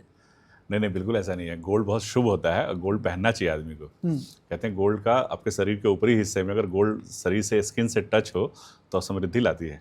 पर पता नहीं क्यों मैं पहनता हूं तो मुझे ठीक नहीं लगता है, तो मैं नहीं पहनता, मैं कभी नहीं पहना। लेकिन मैं आपको बताऊं, गोल्ड लेना चाहिए लोगों को। गोल्ड ज्वेलरी के लिए लेना चाहिए, इन्वेस्टमेंट के लिए लेना चाहिए। मैं जब शादी हुई मेरी, तो मेरी पत्नी अक्सर मुझे गोल्ड ज्वेलरी लेना चाहिए, आप ये कहना? मैं बता रहा हूँ आपको उस एग्जांपल के रूप में कि मेरी जब मेरी शादी हुई थी तो मेरी पत्नी अक्सर मुझे सोने की दुकान पे ले जाती थी और कुछ खरीदती रहती थी। तो मेरे पैसे खर्च होते थे। मैं उनको समझाता था कि देखो ये इन्वेस्टमेंट नहीं। तो उनको किसी ने बता दिया था कि गोल्ड खरीदने से 2 फायदे होंगे, एक तो ज्वेलरी का ज्वेलरी हो गया और साथ में इन्वेस्टमेंट भी हो गया। तो मैंने एक दिन उनको समझाया कि इस वहम से निकल जाओ, गोल्ड सिर्फ ज्वेलरी होता है, इन्वेस्टमेंट मतलब अगर आप तो सोने का सिक्का खरीदो फिर या तो मैंने जब उनको समझाया तो मैंने कहा कि तुम SIP किया करो। ये बात है 2008 में मेरी शादी हुई थी, 2010-11 की, 2-3 साल बाद ही कहने की हिम्मत जुटा पाया मैं। तो मैंने उनको बोला कि SIP करो, और मैंने उनका एक SIP अकाउंट खोल दिया। हर महीने वो कुछ पैसे SIP में डालती थी, ठीक ठाक पैसा जमा होने लगा। 2018-19 की बात है, उनके घर में एक शादी पड़ी, तो जब मैं ऑफिस के लिए निकल रहा था तो उन्होंने मुझसे बोला कि शाम को आते हुए स्टेटमेंट लेते आइएगा, म्यूचुअल फंड का स्टेटमेंट। हाँ। तो मैंने बोला तुमको क्यों चाहिए म्यूचुअल फंड का स्टेटमेंट? तो उन्होंने बोला कि मुझे चाहिए। अब मैं जानने की उत्सुक हो गई भाई क्यों चाहिए। हाँ। तो जब मैंने बहुत प्रेशर किया, बहुत मतलब उनसे सवाल पूछे, तो उन्होंने कहा कि देखिए गोल्ड तो होगा नहीं पहनने के लिए, मायके में शादी है तो मैं सबको स्टेटमेंट दिखाऊंगी। तो मुझे उसी समझ आया कि गोल्ड होना चाहिए। आप स्टेटमेंट तो नहीं दिखा सकते ना किसी को। जेब को खुश रखने के लिए गोल्ड होना चाहिए, बीवी को खुश रखने के लिए। अब अगला सवाल तो यही है, भाभी की खुशी जो है वो सोने में है, लेकिन जेब की खुशी, फ्यूचर की खुशी भी सोने में है क्या? क्योंकि हाल के सालों में सोने ने बहुत ही जबरदस्त रिटर्न दिया है। दुनिया में कुछ भी बुरा नहीं होता, बस उसका अनुपात सही संतुलन में होना चाहिए। हाँ। आपके घर में कोई बुरी से बुरी चीज भी है ना, तो वो अगर उसका अनुपात सही है। अब पहले ऐसे गेस्ट हैं जो ये कह रहे हैं कि फिजिकल गोल्ड भी होना चाहिए। गोल्ड के फॉर्म में नहीं होना चाहिए। अच्छा। गोल्ड सिर्फ ज्वेलरी तक ठीक लगता है। अच्छा। इन्वेस्टमेंट के लिए आपने यानी बार नहीं होना चाहिए, गिन्नियां नहीं होनी चाहिए, उसको संभालना मुश्किल है। संभालना मुश्किल है, चोरी हो जाएगा। आपने 10 साल बचा के रखा और एक दिन जीरो हो गया, जीरो हो जाएगा। गोल्ड ETF में जाना चाहिए। तो गोल्ड लेना चाहते हैं, गोल्ड में ही रिटर्न लेना। आप गोल्ड क्यों डाल रहे हैं? पैसे बनाने के लिए ना। तो गोल्ड ETF के बजाय इक्विटी म्यूचुअल फंड डालिए पैसे। और जो भाभी ने चितरंजन भाई से बचा के अंटे में दबा करके रखा हुआ है, जो कैश रखा हुआ है, फिर उसे कहाँ खपाएं वो? मोदी जी ने कैश रहने नहीं दिया किसी घर में। अब किसी घर में कैश होता नहीं है। तो और होता भी है तो उसको लोग गोल्ड फॉर्म में कुछ देर सवेर खरीद ही लेते हैं लोग। तो गोल्ड ज्वेलरी पहनने तक ठीक है। अच्छा। जैसे कहते हैं ना, हमारी माँ ने मेरी बहू को मतलब मेरी पत्नी को गोल्ड दिया कि ये मेरी माँ ने, मेरी सास ने दिया था। तो एक प्रचलन है हमारे देश में, प्रथा है। हम सुबह उठते हैं, भगवान को पूजा करते हैं, तो ये हम थोड़ी भगवान को थोड़ी देखते हैं, लेकिन हम मानते हैं ना, क्योंकि हमारे पूर्वज करते आए हैं, हमारे बड़े लोग करते आए हैं। तो हमें उसको बिल्कुल जीरो नहीं करना है। उसमें ये लॉजिक रहा होगा, हो सकता है हमें समझ ना आता हो। यानी आपकी इन्वेस्टमेंट SIP में भी है, गोल्ड में भी है, इंश्योरेंस में भी है, रियल एस्टेट में भी आपकी इन्वेस्टमेंट है। आपने अपने आप को, अपना पोर्टफोलियो डाइवर्सिफाई करके आपने रखा है। रियल एस्टेट घर के लिए कमाने के बड़े जरिए हैं, लेकिन लुटाने का एक जरिया हिंदुस्तान ही नहीं बल्कि पूरी दुनिया भर में माना जाता है, और वो जरिया है फ्यूचर एंड ऑप्शंस, है ना? और कहते हैं कि 100 लोग अगर इन्वेस्ट करते हैं तो 1% या आधा % ही फ्यूचर एंड ऑप्शन से पैसे उठा पाते हैं। बिल्कुल ठीक है। अगर इस मार्केट को आप नहीं जानते, अगर एनालिटिक्स आप नहीं जानते, अगर कैंडलस्टिक पैटर्न आप नहीं जानते, कैंडल का ऊपर जाना नीचे जाना आप नहीं जानते, तो क्या फ्यूचर एंड ऑप्शंस में आना चाहिए? क्या फ्यूचर एंड ऑप्शंस को भी पढ़कर, सीखकर, जानकर, समझकर, थोड़ा बहुत गंवा कर क्या इन्वेस्ट करना ठीक है? आप जिस चीज में है ना, आप जिस फील्ड में हैं, उसमें एक्सपर्ट बनने की कोशिश कीजिए। अच्छा। आप किसी दूसरे फील्ड में जाके वहां के मास्टर बनने में टाइम लगेगा आपको। अच्छा। तो आप थोड़े से पैसे आपने बचाए हैं, उसको भी अगर उस वे में जाके इन्वेस्ट करके पैसे बनाना चाहते हैं तो निहायत ही बुरा आइडिया है। अच्छा। आप उस टाइम को यूटिलाइज कीजिए अपनी स्किल को डेवलप करने में। जहां आप ऑलरेडी 50,000 कमा रहे हैं, उसको अगर थोड़ा शार्पन कीजिएगा तो 55 जल्दी होगा। ठीक है। कहीं दूसरी जगह उस 10,000 बचा के आप ऐसी जगह ट्रेडिंग कर रहे हैं। आपने बिल्कुल सही बोला, 98% पैसे लोगों ने कमाए हैं फ्यूचर ऑप्शन में, और 1% लोगों ने, या 1% लोगों ने एट पार किया और 1% लोगों ने प्रॉफिट बनाया। वो 1% लोग बड़े वाले लोग हैं। अच्छा। हम मिडिल क्लास लोग नहीं है। हम मिडिल क्लास में से वो 100 में से एक, जैसे एक आदमी करोड़पति में फिंगर फर्स्ट में जीत के आता है ना, वही वाला हाल है। सब कोई नहीं हो सकता, कोई एक बिरला होगा, और उसको देख के सब अपने करियर खराब करें, ये गलत है। अच्छा। मतलब हर क्रिकेटर विराट कोहली बनना चाहता है, लेकिन हर कोई विराट कोहली नहीं बनता है। इस बात को भी मानना चाहिए। तो उसको एक बैकअप प्लान भी बनाना चाहिए। तो इन्वेस्टमेंट करके पैसा बनाना है तो SIP is the best way. कमाने का एक और जरिया है आज क्रिप्टो करेंसी। रेगुलेशन भी हो गया है और एप्स ऐसे हैं जिन पर आप रिलाई भी कर सकते हैं। एक ज़माना ऐसा था, रेगुलेशन के बारे में पता नहीं होता था, कहाँ से ऑपरेट हो रहा है ये भी पता नहीं होता था, लेकिन अब क्रिप्टो में भी आपके पैसे सेफ तरीके से भी इन्वेस्ट होते हैं। क्या क्रिप्टो इन्वेस्टमेंट है आपकी? एक बार गौतम बुद्ध के पास एक महिला आई अपने बच्चे को लेके, 10 साल का बच्चा। आप भी कहेंगे हर क्वेश्चन के जवाब में आप कहानियां सुना रहे हो। मुझे लगता है इससे लोग रिलेट करेंगे अच्छे से। तो एक महिला अपने 10 साल के बच्चे को लेके आई और उनको गौतम बुद्ध से कहा कि मेरा बेटा ना शक्कर बहुत खाता है, गुड़ बहुत खाता है, मीठा बहुत खाता है, और इससे इसके दांत खराब हो रहे हैं, तो आप इसको मना कीजिए। तो गौतम बुद्ध ने कहा कि आप एक काम करो, इसको 2 हफ्ते बाद लेके आओ। तो 2 हफ्ते तक उसने इंतजार किया, 2 हफ्ते बाद फिर लेके आए अपने बच्चे को। तो जब उन्होंने गौतम बुद्ध से मिलवाया तो गौतम बुद्ध ने कहा बेटा चीनी नहीं खाना चाहिए, अच्छी चीज़ नहीं होती है, उसका ऐसे ऐसे करो, ये चीज़ें करो तो तुम चीनी खाना छोड़ दोगे। तो वो महिला गौतम बुद्ध से पूछी कि अच्छा एक बात बताइए कि ये बात तो आप 2 हफ्ते पहले ही बता सकते थे। तो उन्होंने कहा 2 हफ्ते पहले तक मैं भी खाता था चीनी।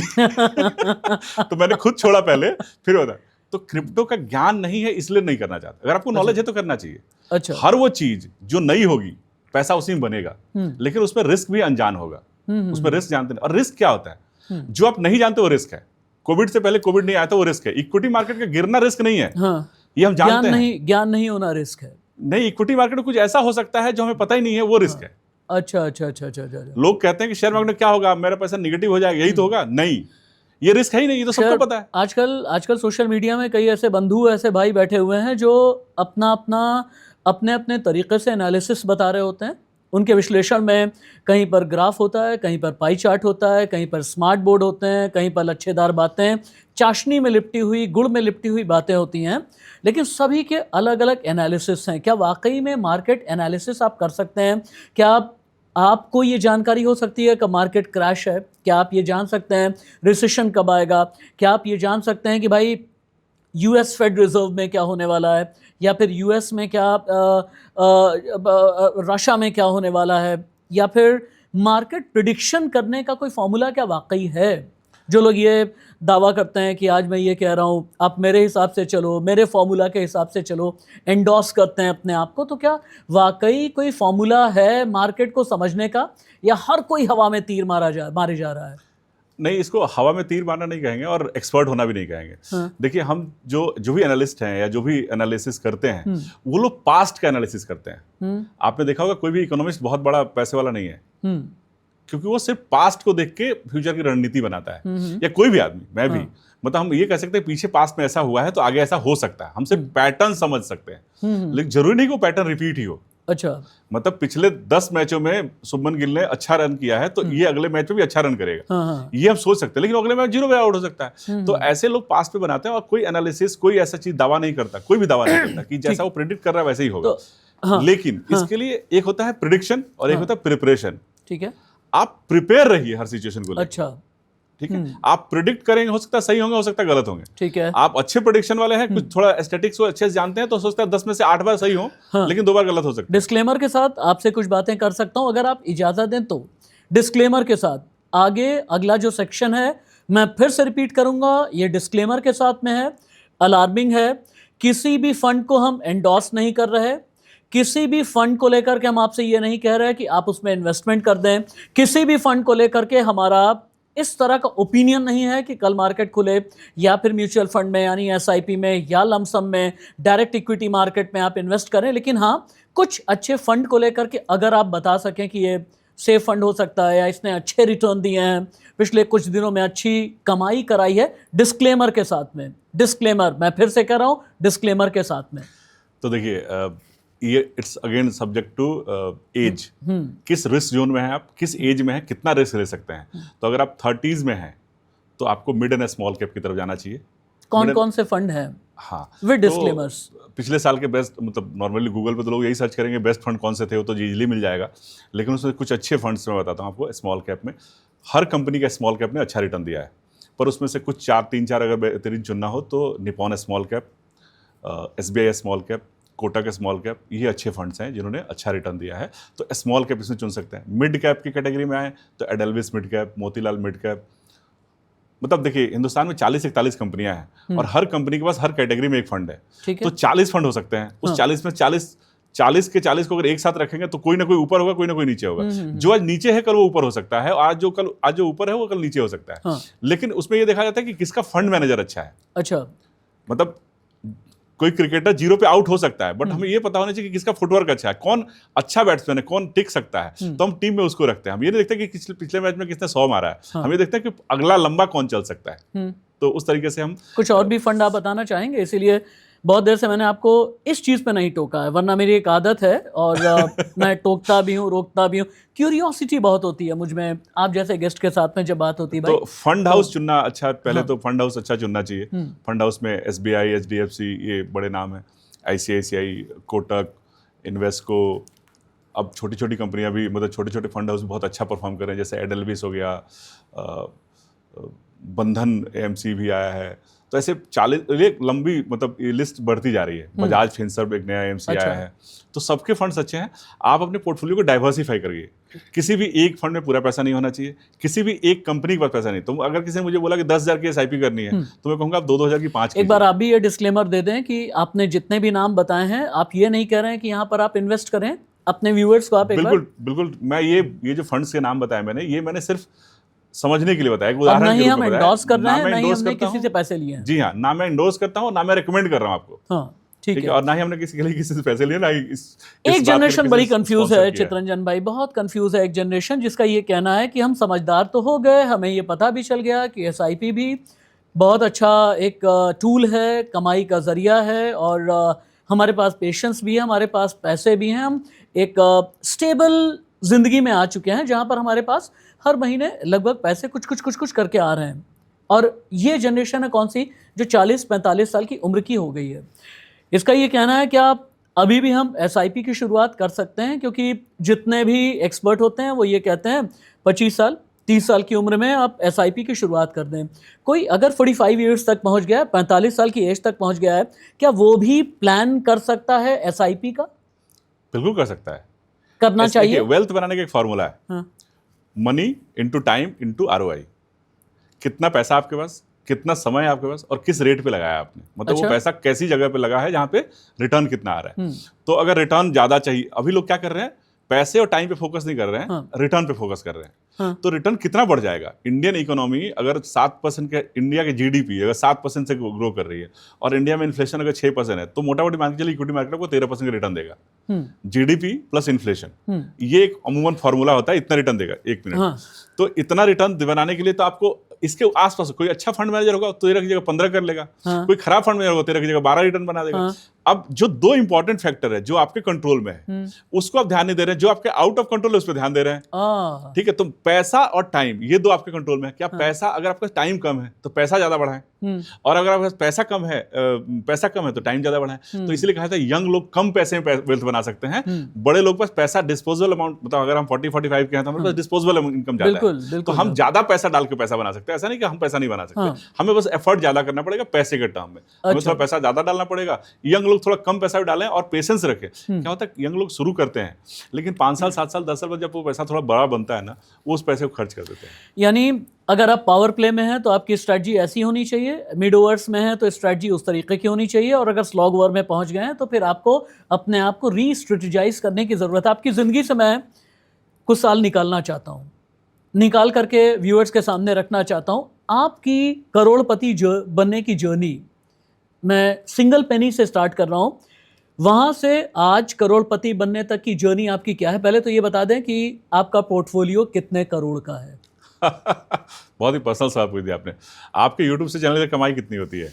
बहुत ही पर्सनल सवाल है, इसका जवाब मैं नहीं दूंगा, लेकिन मैं एंकर हूँ, मैं सवाल करने का अधिकार रखता हूँ, और आप मेरे सवालों का जवाब व्यूअर्स के लिए देंगे। व्यूअर्स जानना चाहते हैं। ओके, तो मैं आपको बताऊं कि पहले तो मैंने इतना इंश्योरेंस लिया है कि मैं जितना कमाता हूं, हाँ। अगर मुझे आज भी कुछ हो जाए तो मेरी पत्नी कल 2 गुनी 3 गुनी की मालिक हो जाएगी। ठीक है, तो इंश्योरेंस सफिशिएंट लीजिए। करोड़पति बनने की राह थोड़ी लंबी है, इंश्योर्ड कर लीजिए पहले आपको, ताकि करोड़पति अगर बने या ना बने, मतलब पैसे वेल्थ बना के बने ना बने, इंश्योरेंस तो बन ही जाएंगे। अच्छा, जहां तक मैं जानता हूं कि बड़े बड़े सेलिब्रिटीज, कुछ सेलिब्रिटी जर्नलिस्ट, उनके भी पोर्टफोलियो आप हैंडल करते हैं ना, अगर मैं गलत नहीं हूं तो? नोएडा में लोग मुझे सेलिब्रिटी इंश्योरेंस एडवाइजर बोलते हैं, सेलिब्रिटी फाइनेंशियल एडवाइजर बोलते हैं। टीवी एंकर्स, बड़े बड़े टीवी एंकर्स मेरे क्लाइंट है। नोएडा शहर में जो बड़ा उद्योगपति हो मेरा क्लाइंट है, मतलब नोएडा। अच्छा, मैं उनका पोर्टफोलियो नहीं पूछूंगा, नहीं, मैं बताऊंगा भी नहीं वो अगर कुछ नाम आप बता सकें आपके, जिन जिन के आप पोर्टफोलियो हैंडल करते हो, ताकि और कुछ नहीं, उसके ज़रिए एक इंस्पिरेशन भी मिलती है, कुछ आइडियल्स अपने तय होते हैं, कुछ अपने शायद बेंचमार्क, और शायद कमेंट बॉक्स में भी आपके लिए बहुत कुछ लिख करके आएगा, लोगों का प्यार मिलेगा। वो तो एटलीस्ट आप बता ही सकते हैं कि कौन कौन से वो लोग, कौन कौन से वो सेलिब्रिटी जर्नलिस्ट हैं या फिर बड़े बड़े उद्योगपति हैं जिनके पोर्टफोलियो आज की तारीख में आप हैंडल कर रहे हैं। देखिए, आप मुझे उकसा रहे हैं और ये मेरे बिजनेस एथिक्स के खिलाफ है कि मैं अपने क्लाइंट का नाम उजागर ना करूं, बट मैं एक बात आपको इशारों में बताता हूं कि आप इंडिया में अगर आप न्यूज़ चैनल देखते हैं तो न्यूज़ चैनल में आप शाम को प्राइम टाइम पे न्यूज़ लगाइए, और 10 बड़े न्यूज़ चैनल के जो चैनल के एंकर आ रहे हैं उसमें से 7 एंकर मेरे क्लाइंट होंगे। ठीक है, तो मतलब ये चूंकि सेलिब्रिटी है, नोएडा शहर में सबसे बड़े सेलिब्रिटी यही है, नोएडा के बड़े अधिकारी, बड़े उद्योगपति, ये लोग हैं। नाम जा बताना थोड़ा बिजनेस एथिक्स के खिलाफ है, बताना ठीक नहीं होगा। कोई बात नहीं। अच्छा, जिंदगी में जो पैसा कमाने की आपकी जर्नी है, इस जर्नी में आपने कितने धोखे खाए हैं, कितने धक्के खाए हैं? दोनों ही चीज़ें कह रहा हूँ मैं। धोखा ये नहीं कह रहा हूँ कि धोखा किसी ने दे दिया, हालात से भी बहुत बार हम धोखा खाते हैं। एक जर्नी स्टार्ट करते हैं, फिर वहाँ पर हम रुक जाते हैं, बहुत बार हम ये सोचते हैं। तो इस जर्नी में अंग्रेजी में बोलते हैं ना roller coaster ride, ebbs and flows, ज्वार भाटा, कितना आया है, क्या क्या है, ताकि व्यूअर्स को आप ये बता सकें कि इससे बच जाएं। देखिए, दो तरह की जिंदगी होती है। एक होती है नौकरी पेशा की, उसकी जिंदगी कमोबेश एक समतल धरातल पे चलती है। उसकी जिंदगी में उतार चढ़ाव तभी आता है जब नौकरी चेंज होती है या नौकरी नहीं रहती है। सेल्फ एम्प्लॉयड के लाइफ में बहुत उतार चढ़ाव आता है, बहुत रोलर कोस्टर। हमें रोज रिजेक्शन होता है, रोज एक्सेप्टेंस होता है, रोज खुशी मिलती है, रोज दुख भी होता है। तो हमारी जिंदगी में थोड़ी उतार चढ़ाव ज्यादा है। लेकिन अब उन उतार चढ़ाव को झेलते हुए आप सोचिए, मेरे लगभग इस शहर में 1200 फैमिली मेरे क्लाइंट होंगे। उसमें से लगभग मैं 30-40 हज़ार लोगों से मिला होऊंगा, तो 12-1300 फैमिली मेरी क्लाइंट है अभी। तो सोचिए उन 30,000 लोगों में, जैसे कहा ना कि मुरलीधर ने 700 विकेट लिए थे, लेकिन उन्होंने कितनी बॉलिंग करी थी, कितने बॉल फेंके थे, उसके मुकाबले 700 विकेट को अगर निकाल दिया तो बहुत रिजेक्शन था। हर बॉल पे तो कुछ ना कुछ रन बना होगा या डॉट गया होगा। तो ऐसे ही जिंदगी में बहुत थपेड़े खाए हैं, बहुत सबको ही खाता है। अब मैं कोई अकेला आदमी नहीं हूँ, मैं कोई मतलब बेचारा फील करने वाला नहीं बोल रहा हूँ। ये जर्नी है। अगर आपको देखिए, एक टाइम था जब सक्सेस पाना एक अचीवमेंट माना जाता था। आजकल मैं ये मानता हूँ कि आज सक्सेस इज सर्वाइवल। आज अगर आप सक्सेसफुल नहीं है ना, तो आप अपने परिवार को एक अच्छी जिंदगी नहीं दे पाएंगे। इस शहर में, इस नोएडा जैसे शहर में, आप एग्जांपल ले रहे थे 50,000 का, मैं तो कहता था 50,000 कमाने वाला घर कैसे चला पाता है। शहर की बात करूं मैं, गांव में 50,000 इज गुड इनकम, और छोटे शहरों में तो मतलब गांव में कोई रहता है 20,000 इधर सफिशिएंट इनकम, क्योंकि उसको रेंट नहीं देना है, उसको उतना इलेक्ट्रिसिटी पे खर्च नहीं करना, उसको पानी का बिल नहीं देना है, उसको बहुत सारी चीज नहीं देना, उसके स्कूल का खर्चा यहाँ के स्कूल के खर्चों जैसा नहीं है। तो वो हिज लिविंग, मतलब ऐसा नहीं कि जो शहर में जो रह रहा है वो अच्छी जिंदगी जी रहा है, गाँव वाले लोग अच्छी जिंदगी नहीं जी रहे हैं। छोटे शहरों, मुझे लगता है कि शायद छोटे शहरों में लोग, और या उससे छोटे शहरों में लोग बहुत अच्छी जिंदगी जी रहे हैं। आपको पता ही है, मैं आज सुबह यूरोप से आया और मैं प्राग शहर में था, और प्राग से हम लोग जा रहे थे सेस्की क्रोमलोव करके एक सिटी था। उस करीब मुझे लगता है कि 150 किलोमीटर की जर्नी थी, 170 किलोमीटर की जर्नी थी। वो 170 किलोमीटर जर्नी में हमें 10-12 गांव दिखे, और मुझे रुकने का मौका मिला वहाँ पे। आधा एक घंटा हमने वहाँ समय गुजारा। वो गाँव के लोग उन शहरों से ज़्यादा खुश थे, और वो ज्यादा पीसफुल लाइफ जी रहे हैं। तो मैं कहता हूँ इस भागम भाग में हम, अब हमारे खर्चे इतने ज्यादा हैं कि हमें ज्यादा कमाना पड़ता है। सोचिए, जो लोग कम कमा रहे हैं वो उनके खर्चे भी बहुत कम हैं, तो वो एक बहुत अच्छी लाइफ जी रहे हैं। और अगर उसको थोड़ा सा और अच्छे से मैनेज कर लें, थोड़ा पैसा भी जोड़ लें, तो वो लाइफ में सोने पे सुहागा हो जाएगा। तो उनको हर जरूरत पे किसी से मांगने की जरूरत नहीं पड़ेगी। तो ये जो आपका ये जो प्रोग्राम है, या जो हम लोग मतलब लोगों को एनलाइटमेंट कर रहे हैं, या जो नॉलेज दे रहे हैं, हमारा असली उद्देश्य ये है कि जब आपको पैसों की जरूरत पड़े, मतलब मेरा जो मेन पर्पस था इस प्रोफेशन आने का, कि when you need the most money, जब पैसा एक ताकत देता है, पैसा आपको वो आज़ादी देता है जिससे आप अपनी ज़िंदगी को आराम से जी सकें, खुशहाल होकर जी सके, अपने टर्म्स पे जी सके। तो वो पैसा आपके पास इतना हो कि जब जरूरत पड़े तो आपको किसी से मांगने की जरूरत ना पड़े, ठीक है, आपको कोई लोन ना लेना पड़े, आपको किसी दोस्त से उधार ना मांगना पड़े, आपने पैसे को अच्छे से पैसे कमाने के जितने जरिए हमने समझाए हैं पिछले 1 घंटे में, कुछ छूट तो नहीं गया? Insurance is first, insurance and investment in equity class is a compulsory. अगर आज आप नहीं कर रहे हैं तो गलत कर रहे हैं, ठीक है। वो शेयर बाजार नहीं है, वो मतलब शेयर बाजार है, वो सट्टा नहीं है, वो रिस्क नहीं है। वो लंबे समय में रिस्क नेग्लेक्ट हो जाता है। 7 साल से ऊपर अगर आदमी इक्विटी मार्केट में रहेगा ना, कभी नेगेटिव रिटर्न नहीं आएगा, ठीक है। और अगर 10 साल से ऊपर रहेगा तो हमेशा आई गारंटी कि 10% से ज्यादा अच्छा रिटर्न मिलेगा, ठीक है, चाहे कोई भी खराब से खराब म्यूचुअल फंड क्यों मिले, ठीक है। तो insurance is must, equity market is not a choice, it's a compulsory. And third thing, discipline approach. जो आप गोल बनाए उस तक टिके रहें। आप गोल चाहे 6 महीने का बनाए, लेकिन जो गोल है 6 महीने से पहले ना टिके। अब चलिए, चूंकि प्रोग्राम के बिल्कुल अंतिम सेशन में हम हैं, और मेरा जो आखिरी सेशन होता है, आप भी बहुत अच्छे से जानते हैं कि एक रैपिड फायर राउंड होता है मेरा। शुरू करें जी। SIP या गोल्ड? SIP। गोल्ड या real estate? Gold. Real estate या SIP? SIP। पैसे से रुपया बनने के बीच का सफर कितना लंबा है? थोड़ा लंबा है। आपका पैसा ज्यादा होगा तो जल्दी बनेगा। पैसे कमाने के लिए पेशेंस या अग्रेशन? पेशेंस। डायरेक्ट शेयर बाजार में कूद जाएं या SIP में जाएं? Mutual fund, SIP। SIP में किसी ऐप के जरिए जाएं या फंड मैनेजर या किसी मैनेजर को पकड़ लें, कंसल्टेंट को? अगर आप एक्सपर्ट हैं तो खुद से जाएं, नहीं एक्सपर्ट हैं तो कोई गुरु ढूंढिए। फ्यूचर एंड ऑप्शंस सही या गलत? मेरे हिसाब से तो वाहियात है, आम आदमी को नहीं करना चाहिए, बल्कि आम आदमी को एक्सेस नहीं देना चाहिए। जिसके पास 2, 4, 5, 10 करोड़ नहीं हो, उसको फ्यूचर ऑप्शन करने का राइट नहीं होना चाहिए। क्रिप्टो करेंसी इन्वेस्टमेंट का टूल या सट्टा? इन्वेस्टमेंट का टूल है, बस समझ के करना चाहिए। शेयर बाजार को सट्टा समझ करके एंटर करें या फिर इन्वेस्टमेंट के तौर पे देखें? इन्वेस्टमेंट टूल है, उसी के लिए म्यूचुअल फंड बना है, वो लोग समझ बूझ के करते हैं, हम उनके नॉलेज का फायदा उठाएं तो ज़्यादा अच्छा है। चूजर, लूजर और लीडर के बीच का फर्क आपकी नज़र में क्या है इन्वेस्टमेंट के पॉइंट ऑफ व्यू से? लूजर वो जो सिर्फ सोच रहा है, कर नहीं रहा है। चूजर वो जो कम से कम कर तो रहा है। और लीडर वो जिसने शुरू कर लिया है और लंबे समय तक टिका हुआ है। इन्वेस्टमेंट में ज्यादा कौन कमाता है, पावर प्ले में खेलने वाला या स्लॉग ओवर में खेलने वाला? जिसने स्लॉग ओवर पहले द्रविड़ की तरह खेला है वही स्लॉग ओवर में रन बना सकता है। पहली बॉल पे आकर एक छक्का नहीं मार सकते आप, उसके लिए 10 बंदे महेंद्र सिंह धोनी भी खेलते हैं। पैसे बनाने की सही उम्र 25 साल, 35 साल या 45 साल?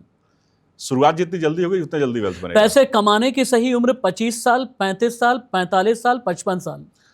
जितना अर्ली शुरू करें उतना अच्छा है, टाइम ज़्यादा होगा। बस मुझे लगता है 25 से 35 में आपका जोश ज़्यादा होता है, 35 से 45 तक उम्र का मतलब अनुभव ज़्यादा होता है, और 50 से 55 के बाद रिटायरमेंट में अगर 2 करोड़ कमा लिए 60 साल की उम्र में, तो 60 साल की उम्र में रियल एस्टेट में जाकर के कोई किराए की चीज़ पसंद कर लें, यानी किराया जहाँ से आए, या फिर SWP? अगर इनकम के लिए चाहते हैं तो SW इज द बेस्ट, मतलब किराए का। Why not rental income? No, not at all. नहीं। आप 60 साल के हैं, 65 साल के हैं, आपका किराएदार किराया नहीं दे रहा, घर खाली नहीं कर रहा, क्या करेंगे आप? 3 टिप्स एंड में जो आप व्यूअर्स को देना चाहते हैं पैसे कमाने के लिए, करोड़पति बनने के लिए, अरबपति बनने के लिए। 3 वो टिप्स जिसमें डूज एंड डोंट्स दोनों ही होने चाहिए, जहां पर कदम आपके रुकने हैं, जहां पर कदम आपके बढ़ने हैं, जहां पर आपको तेज स्पीड में चलना है। ये 3 टिप्स आपकी नजर में आपकी जबान से क्या है? Start early, invest with discipline, and don't do it yourself. ठीक है। अगर आप खुद से करना चाहते हैं, एक्सपर्ट बन जाइए तब कीजिए, नहीं तो किसी कोई मेंटर, कोई गाइड, कोई अच्छा एडवाइजर चुनिए और उसके साथ कीजिए। एक आखिरी मैसेज, वो जो मार्केट से क्विट कर जाते हैं ये सोच करके कि मार्केट में कुछ कमा नहीं सकते, उनके लिए मैसेज क्या है? क्योंकि वो खुद से कर रहे होते हैं। शेयर बाजार लक्ष्मी इन्वेस्टमेंट स्कीम नहीं है कि किस दिन में पैसा डबल हो जाएगा। ठीक है, ठीक है। एक बात मैं ये कहना चाहूँगा कि चितरंजन भाई इतने प्यारे इंसान हैं और यूरोप से लौट करके आए। मैंने इन्हें बस एक कॉल किया, क्या राशिद भाई कभी भी आपके लिए हाजिर हूँ, और हाँ अकेले नहीं आए, ज़रा वो भैया कैमरामैन साहब एक बार ज़रा सा वो वाला बैग दें, लाल रंग का जो बैग रखा हुआ, मेरे लिए ख़ास तोहफा लेकर के आए हैं। हाँ ये बैग लेकर के आइए, आइए ले जाइए, बैग ले जाइए, आप बैग ले करके जाएं। और एक बहुत ही प्यारा सा तोहफा है। मैं ख़ास तौर से चितरंजन जी के लिए ये शुक्रिया अदा करना चाहूँगा। Thank you so much. ये तस्वीर चितरंजन भाई ने खींची है। इस तस्वीर में मेरी मुस्कान है, मुस्कान इनकी दोस्ती की है, मुस्कान इनके साथ की मुस्कान है, और मुस्कान हमारे याराने की है जो लगभग 1.5 दशक पुराना हो चला है। Thank you so much. माफ़ कीजिएगा अगर मैंने बीच में आपको इमोशनल भी किया। आपके आंसू मैंने ज़िंदगी में पहली बार देखे। इन प्रीशियस टिप्स के लिए बहुत बहुत शुक्रिया चितरंजन भाई, और उम्मीद ये करते हैं कि हम सीक्वेंस में अपनी बात व्यूअर्स के सामने रखेंगे। ये मैं वादा कर रहा हूँ, एक बार आप भी व्यूअर्स के सामने वादा ज़रूर करें। भले ही आंखें भरी हैं, भले ही इमोशनल हैं, लेकिन एक वादा ज़रूर व्यूअर्स के साथ में होना चाहिए, फिर मैं वाइंड अप कर दूंगा। देखिए, मैं कोई मोटिवेटर नहीं हूँ, मैं कोई स्पीच देने लायक आदमी नहीं हूँ।